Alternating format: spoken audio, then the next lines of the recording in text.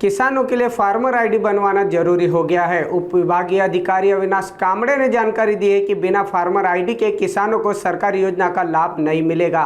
इसमें पीएम किसान योजना, फसल बीमा, कृषि संजीवनी प्रकल्प और प्राकृतिक आपदा अनुदान जैसी योजनाएं शामिल है।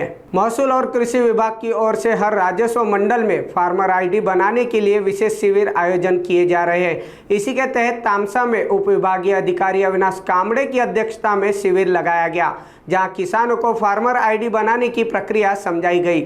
उप विभागीय अधिकारी ने बताया कि जो किसान फार्मर आईडी नहीं बनाएंगे उन्हें किसी भी सरकारी योजना का लाभ नहीं मिलेगा।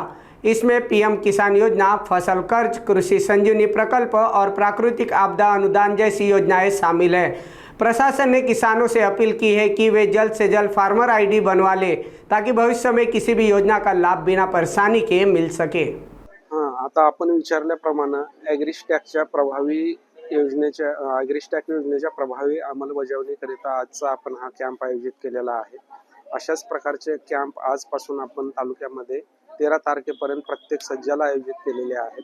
ॲग्रिस्टॅक योजना ही एक अशी योजना आहे ज्यामध्ये जसं आपण प्रत्येक व्यक्तीला एक त्यांचा वेगळा आधार नंबर देतो, त्याचप्रमाणे प्रत्येक शेतकऱ्याला त्यांचा शेतकरी नंबर दिला जाणार आहे आणि या शेतकरी नंबर मार्फतच इथून पुढे शेतकऱ्यांना जे काही लाभ मिळणार आहेत ते या शेतकरी नंबरला अटॅच असणार आहेत आणि याच्या मार्फतच दिले जाणार आहेत।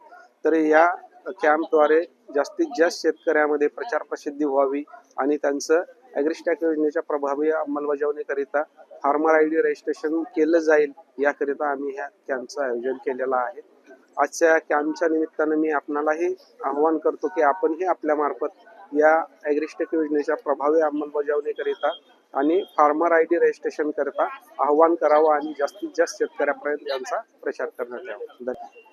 असा काही कालावधी ठरलेला नाही, परंतु आम्ही हे काम लवकरात लवकर संपवण्याकरिता विशेष कॅम्पचं आयोजन केलेलं आहे आणि 13 तारखेपर्यंत हे प्रत्येक सज्जाला कॅम्प केले जाणार आहे।